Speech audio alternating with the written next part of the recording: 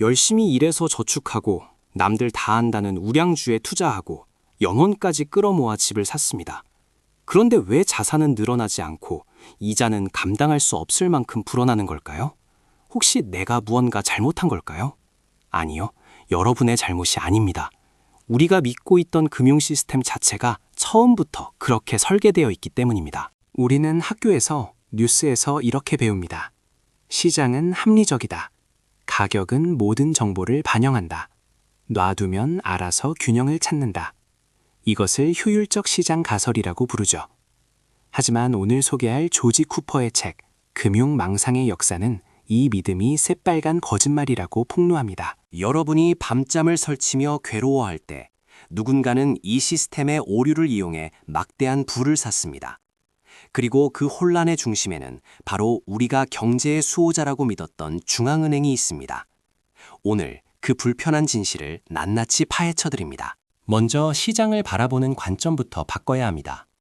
주류 경제학자들은 시장을 잔잔한 호수처럼 생각합니다. 돌을 던져도 금방 다시 평온해진다고 믿죠. 하지만 조지 쿠퍼는 말합니다. 금융시장은 호수가 아니라 거칠게 날뛰는 야생마와 같다고 말입니다. 왜 그럴까요? 바로 긍정적 피드백 루프 때문입니다. 이름은 긍정이지만 효과는 파괴적입니다. 자산 가격이 오르면 사람들은 더 많은 빚을 내서라도 그 자산을 사려고 합니다. 그러면 가격은 더 오르고 더 많은 사람이 몰리죠. 반대로 가격이 떨어지면 모두가 동시에 팔아치며 가격은 지옥 끝까지 추락합니다. 즉, 금융시장은 가만히 놔두면 스스로 균형을 찾는 게 아니라 한쪽으로 미친 듯이 쏠리는 성질을 가지고 있습니다. 이것이 바로 시장의 진짜 얼굴, 본질적인 불안정성입니다. 그런데 여기서 등장하는 해결사가 바로 중앙은행입니다. 저자는 중앙은행을 온도 조절기에 비유합니다. 실내 온도를 일정하게 유지하는 기계 말이죠.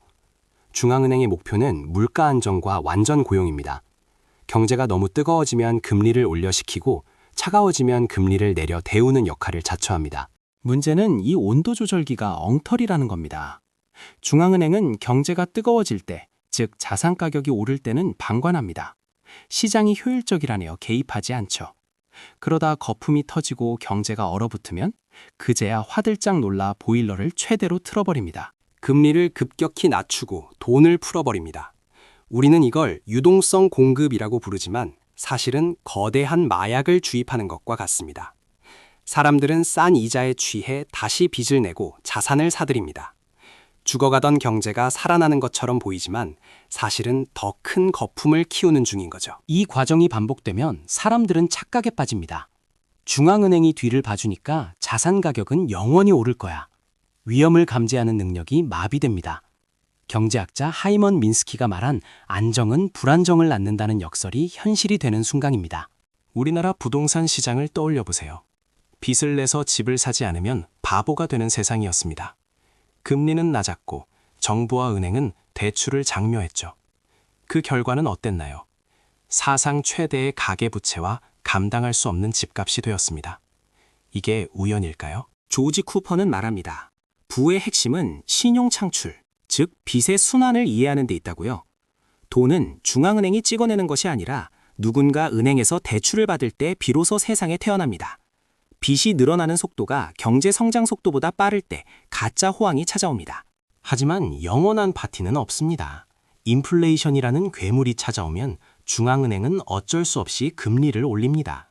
보일러를 끄고 찬물을 끼얹는 것이죠. 그때야 비로소 사람들은 깨닫습니다. 내가 수영복만 입고 있었다는 사실을요. 그렇다면 우리는 어떻게 해야 할까요? 중앙은행을 욕하고만 있을까요? 아니요. 부자들은 이 사이클을 이용합니다. 그들은 효율적 시장 가설 따위는 믿지 않습니다. 대신 중앙은행의 온도 조절기가 언제 켜지고 언제 꺼지는지를 주시합니다.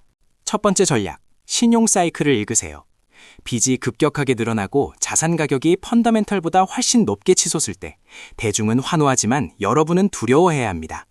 그때가 바로 현금을 확보하고 탈출을 준비해야 할 시기입니다. 두 번째, 거품이 터지고 중앙은행이 다시 허겁지겁 돈을 풀기 시작할 때 그때가 바로 기회입니다. 대중이 공포에 질려 자산을 헐값에 던질 때 중앙은행이 깔아주는 안전판을 믿고 들어가는 용기가 필요합니다. 잔인하게 들리겠지만 이것이 자본주의의 역사입니다. 기억하세요.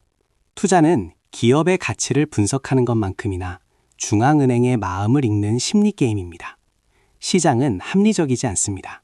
시장은 중앙은행이 공급하는 유동성의 양에 따라 조울증 환자처럼 기분이 바뀝니다. 저자는 우리에게 경고합니다. 자신의 실력을 과신하지 마라. 상승장에서 돈을 번 건 당신이 똑똑해서가 아니라 단지 유동성의 파도에 올라탔기 때문일 수 있습니다. 이 사실을 인정해야 파도가 꺼질 때 함께 추락하지 않을 수 있습니다. 금융위기는 주기적으로 찾아옵니다. 그것은 시스템의 오류가 아니라 시스템의 일부입니다. 위기는 누군가에게는 파산이지만 준비된 누군가에게는 부의 추월차선입니다.